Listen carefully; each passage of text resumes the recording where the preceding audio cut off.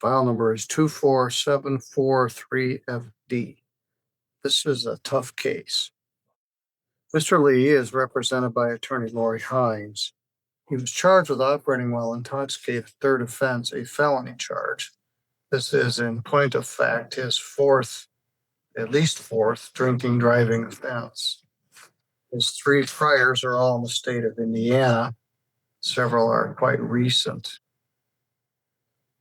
So it was reduced from a felony to a misdemeanor, and Daniel was assigned to prepare this report. Daniel came to see me earlier in the week, I think Tuesday. I guess it would have just been yesterday. I think he told me that, and that he said if necessary, Matt or Autumn know what was going on. Anyway, Mr. Lee has a serious alcohol addiction issues. I read the assessments. It's like I didn't need an assessment to tell me what was going on here, but Daniel's recommendation is quite harsh. He's recommending 365 days in jail, 180 days immediately with other factors. So, Ms. Hines, what would you like me to know? Your Honor, Mr. Lee has taken the recommendation of the possibility of sobriety court very seriously. He has located a residence in Sturgis, Michigan. I think they can move as early as today. He did get an assessment at the Northeastern Center. I submitted that to Mr. Francine. He works full time. His wife is here. His family is happy that he's taking his sobriety seriously. He's going to AA meetings probably 3 to 5 times a week, if not more. And we're asking for an adjournment today for the possibility for him to be assessed for sobriety court because he's now a Michigan resident. All right. And Daniel and I discussed that. The problem is he doesn't have a Michigan driver's license. Okay. And we can't give him an interlock device unless he has a Michigan driver's license. And he indicated to me, and I told him that may be an issue. And he said, I don't even want a driver's license or I want to drive. Well, so that may be an issue. He certainly needs intensive probation. Correct. But you deserve a big bunch of jail time. I appreciate what you're doing now, but you were an unguided missile. And the facts in this case are as bad as I've seen in some time. The more I read it, the worse it got. You got deferred sentence and house arrest in other jurisdictions. And Mr. Friesine said you were taken aback when he said you're probably going to get a big belt of jail time. And that may be a wake-up call. Now, it may also totally disrupt your life. Lose your job, your family's without you for 6 months or a year. In the earlier times, and I've been here for a long time, I've been here so long we didn't even have a coffee machine. But if you got this charge, you did a minimum of 365 days in jail. That was the minimum. Some people went to prison. You were just, for one thing, you didn't have a driver's license. Your driver's license was suspended. You were just off probation, and you were just cavalierly drinking all day and then driving. I'm going to read the summary from the police report. On May 24th, officers from Sturgis Police Department received a be on the lookout for a Jeep that was driving recklessly down Fawn River Road towards Centerville, failing to maintain the lane of travel. I think more than one person called in. Officers observed the be on the lookout vehicle parked at the Marathon gas station, the intersection of Fawn River. So they positioned themselves to watch you. The subject got out of the gas station, got into the driver's seat. The vehicle exited the gas station south onto South Centerville Road without headlights or taillights. Before turning east onto Fawn River Road, the vehicle continued east on Fawn River Road with no lights on.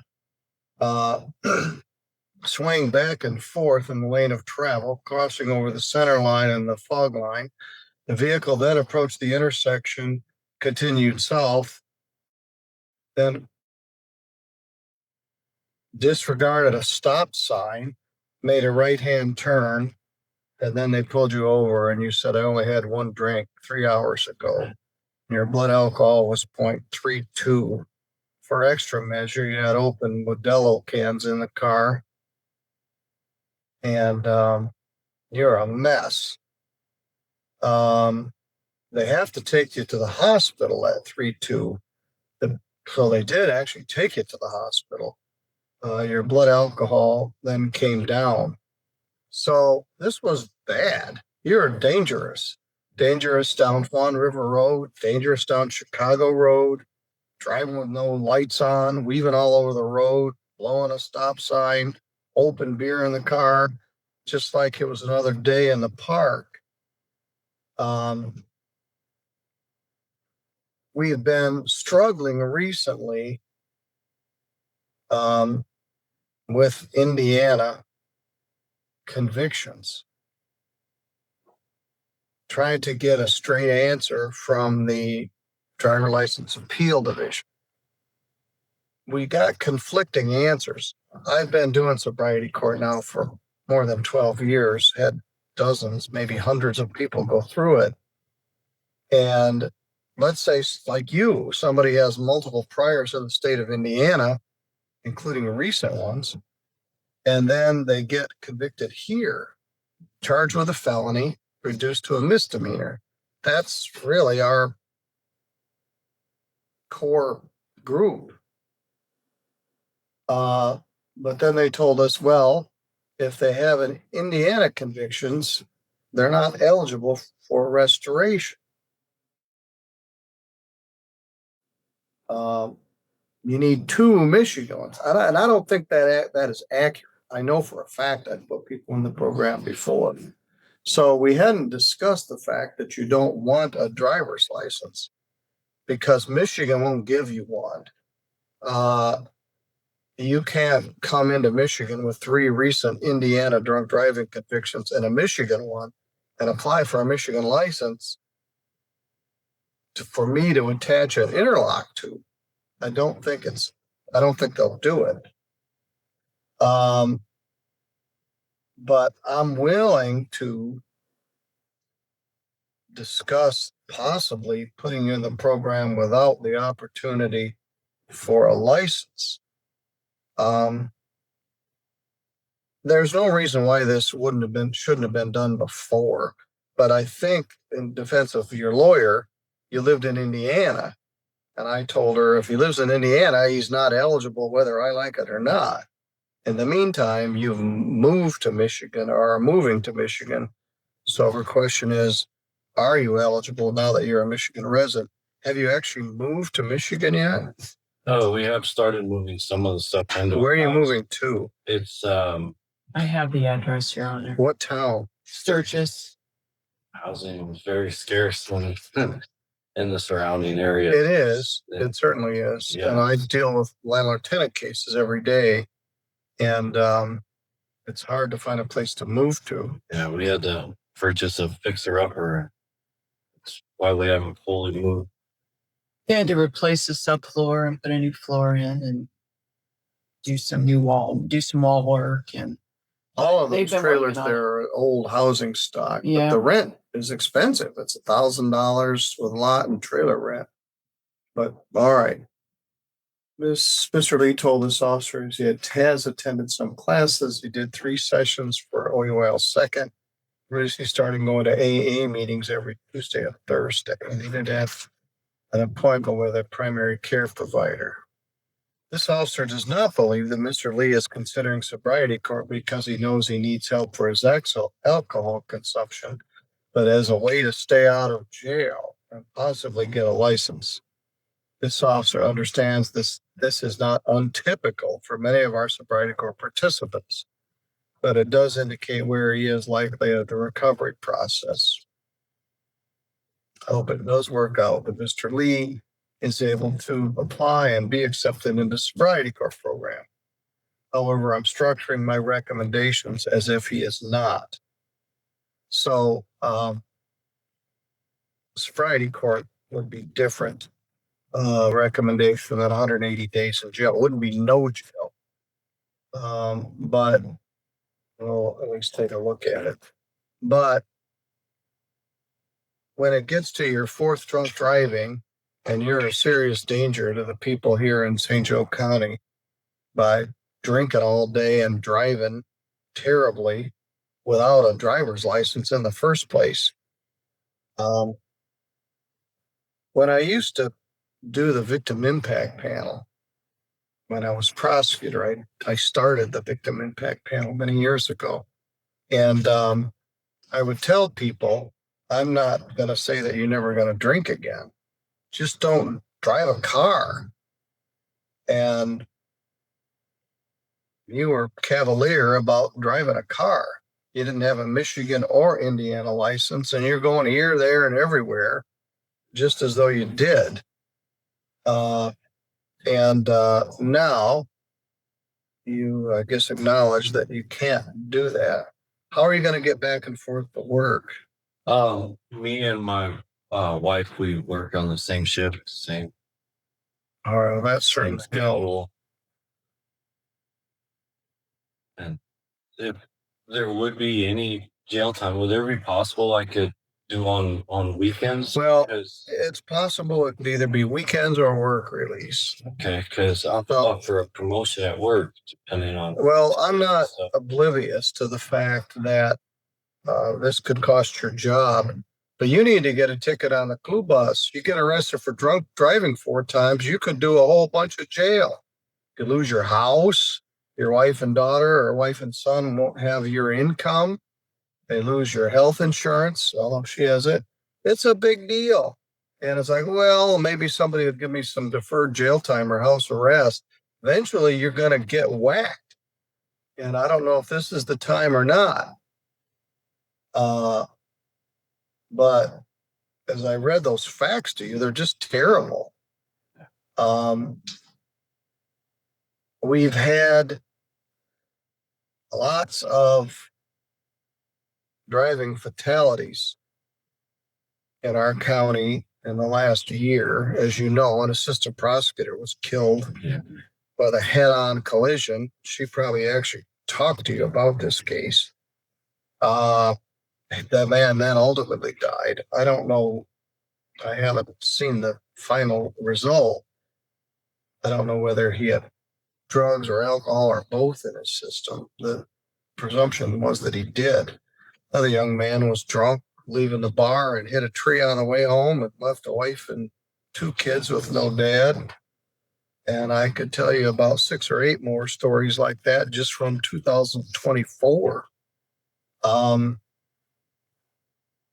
Unfortunately, you weren't one of them. All right, Ms. Hines, I'm willing to grant your adjournment. Thanks, Your Would you give this to her? We're going to send you downstairs to see Matt. I know you take most of the extended summer off, so do you have any available It's the days spring, Your Honor. between now and October? Yes. All right, let's see. Other than the 22nd through the 28th of August, I know I'm going to be coming home. I don't want to go that far. I didn't bring my phone.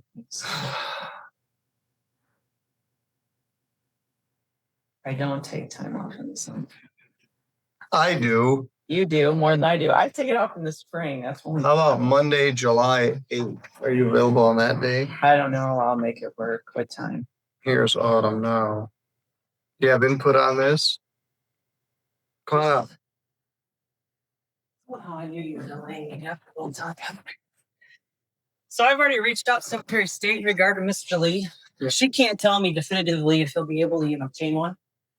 Until he gets a Michigan driver's license. I'm assuming that he will not be able to obtain one. My guess is he will not. So he says, I want to do sobriety court, and I'm not going to be interested in getting an interlock. And unfortunately, at that point, because it's grant, things are grant funded, that's the carrot. That's what people are striving for, is a license. If he doesn't feel he needs one and doesn't want one, then I would rather use my services for people that want one, and he can just go on an intensive regular probation that is centered around a type of sobriety court program. But my hope is he didn't move to Michigan with the intention of going into the program. If that was the reason for the move, then I think maybe he was misled at some point. All right, well, let's try to break this down a little further. She referred to it as the carrot, in the metaphor of the carrot and the stick, which is a goofy metaphor, but the carrot would be something that the animal would want and strive to get to it. The stick would be, you'd hit them with a stick to punish them. And so you get some hitting with a stick, and then you get some reward with a carrot. You know, they could have picked something better than a carrot, but the chocolate cake or the stick. Anyway, the people that go into sobriety court, not everyone, but most of them are eligible to get their driver's license with an interlock. So there's a benefit that we can grant only to sobriety court people. You can't get an interlock device unless you're in a certified sobriety court treatment program. So her point is, you don't need a sobriety court program. We could do a regular probation with intensive supervision. So Yeah. at least with moving to Michigan, if he doesn't get sobriety court, he'd still get afforded the ability to do probation. He would. So it's not a lose-lose for him. So Yeah, and he could also do probation. Though, if and he lived in works, Indiana, he does Yeah. work, so. and he works in Michigan. So Well, so the other side of the equation is sobriety court is very treatment oriented. right. We spent, as she mentioned, some of it's grant funded. We have a grant funded group treatment program. We do testing at the day reporting center. You're required to be in an AA program, and you're required to do individual treatment. You're also He's required doing. to do community service. So some of those things he wouldn't have to do on a regular probation. He would still have to test. And he wouldn't, and I could still meet with him. But Autumn's point is, and she's been at this for 10 years or so, is that if we can't give him a license anyway, we don't need sobriety court. We could just use regular probation. But she would still have to, on a probation order, have to complete an assessment, complete the treatment. So everything that he would be required to do on a regular probation or in sobriety court program, he would have to do on a regular probation, minus just the twice a month reporting to the judge. He would still be required at some point Well, to he test. wouldn't be in Spencer's group. Correct, but but- there's nothing to but- say that they couldn't put him in a treatment group. And he's That already, is- he's in a treatment program. Yeah. He's now, Going to AA. How many times are you going to? About 3 times. Are you keeping a log of it? I started keeping a log. He has a journal. Yeah, I mean, so no, wait a minute. You've been to AA 3 times? No, a week. 3 times a week. Okay. Yes. Yeah, that's better. Yeah. Some programs you have to do 90 AAs in 90 days.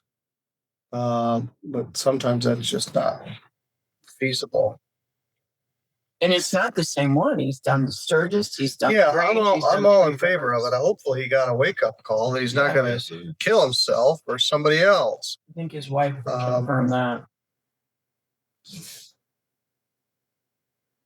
So I don't want him to lose his employment. That's one option. Just give you 180 days in jail. You'll get 5 days a month good time. You'll be out 150 days. If you mow lawns or you're a trustee at the sheriff's department, you'll be out in about 130 days.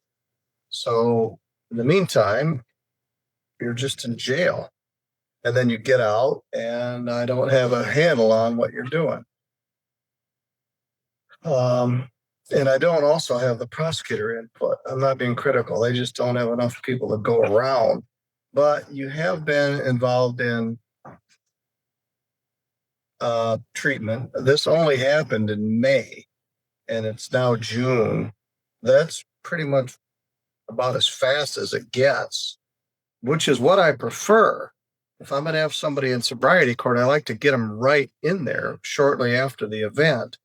We're at May 4th for the arrest and June 19th for the sentence. That's pretty fast for court time. So in that period, you got your assessment, you started going to AA. I'm assuming that you've been alcohol free Yes. and you haven't been driving. So those are all pluses. So let me ask you, in the words of Jay Leno, what the hell were you thinking? What were you doing? Just blasting around all day, drinking from morning to night and driving up here in Michigan?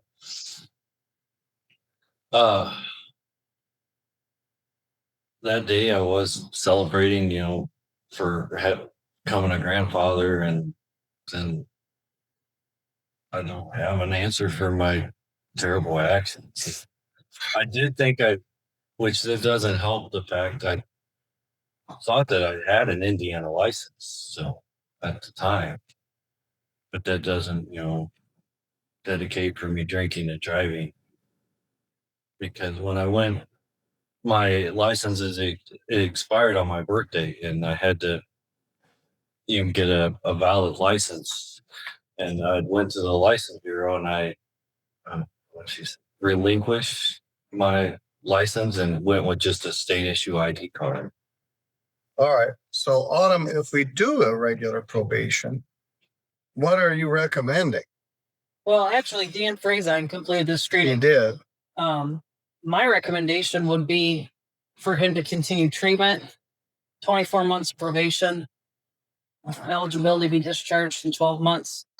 I would require him to attend at least 2 AA meetings a week, 3 if he wants, with monthly logs sent to the probation officer.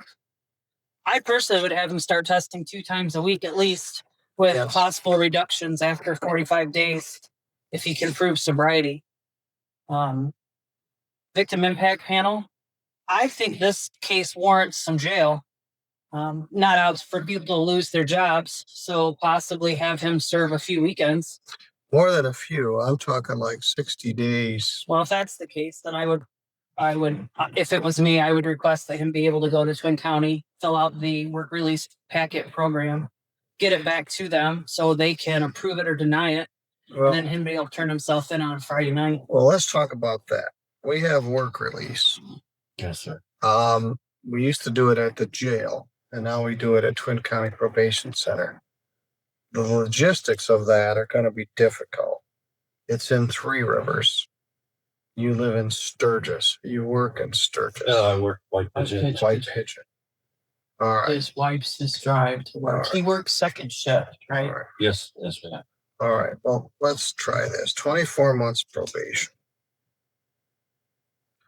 180 days in jail. Credit for 2. Leaving 178 days. Of the 178 days, 118 are deferred, leaving 60 to do. That's either 30 weekends or work release. There's a $300 fine, a $75 crime victims' rights fee, a $50 state minimum fee. I'll cut the screening fee in half, $50. $150 attorney fee, probation oversight fee of $960. It could be cut in half if you do it in a year. There's a police reimbursement of $200, victim impact panel of $32. Testing, drugs and alcohol, 2x per week. Victim impact panel, substance abuse counseling and treatment. No drugs and no alcohol. Do you smoke marijuana? Yes, sir. All right. Now, it's not legal in Indiana. It's legal in Michigan for adults. You can't smoke marijuana while you're in this probation, which makes this even worse in addition. Okay. Um, Yeah, I can stop that as well. So are you going to treatment now, but you're still smoking marijuana? I I haven't smoked for probably 6 or 7 days. Possibly. All right, you need to get on the clue bus. And then, yeah. Well, in Indiana, it's not legal to smoke or possess it. So you're under the radar on that one. Yeah, I've been leaving it at the Michigan residence. Okay. All right. Well, it's legal for adults in Michigan, but you can't. And if you were in sobriety court, I wouldn't let you do it either. Should you have a medical card? I was going to apply for one of them once I, gained my residency and kind of went through all these proceedings because. Well, I'm not going to, even if you get a medical card, I'm not going to let you smoke marijuana. Okay. Yeah, I just have chronic pains in my. Well, if you stop drinking so much, you might heal your body up some. Now, there's still 365 days held over your head. So if the wheels fall off, you still could get a big dose of jail. I've got 118 days deferred, 300 plus 75 plus 50 plus 50 for the screening, plus 150 for the attorney fee, 960 for the probation oversight fee, $200 police reimbursement, $32 victim impact panel is $1,817. Your bond was $50,000 cash or surety, and you posted it. So under the theory that you're a danger, like a assaultive or sexually assaultive person, you weren't assaultive, and you certainly weren't a sex offender or sexually assaultive. I don't want to have an indication that you were, but those people are dangerous to the public. And someone that drives the way you did after getting arrested 3 previous times is a danger to the public. All right. There's not a time to report to the jail. Work release might take a bit. Do you want me to give a date to start? Well, so if he wants to try work release, I would recommend going to Twin County today. Okay. He needs to take that work release packet to his supervisor or his employer. They need to fill it out. He needs then to return it to Twin County, and then they will approve. They'll contact the supervisor to verify work hours, and they'll approve it. If they do, they normally have them turn themselves in at Friday night at 7:00.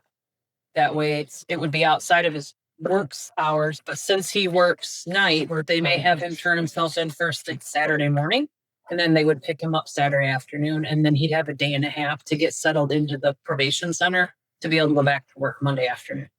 All right, we'll have to work the logistics of this out. But They work Monday, Monday Friday night. through Friday night, 1:30 to 10. I sent a message downstairs to the clerk, so she's fully aware of what occurred. So she's going to schedule an intake with Dan and go over information he'll need to go to the DRC as well to get signed up for testing. one comment is we've been trying to discern this Indiana-Michigan issue. And as Autumn said, we've been struggling with the driver license appeal division recently. They get the bad consequence of an Indiana conviction, but they don't get the benefit. We had a case where the person was charged with third offense. They had 3 offenses in 10 years, but they didn't have 2 in 7 years. They pled to a second offense OUIL with an Indiana prior that was more than 7 years ago.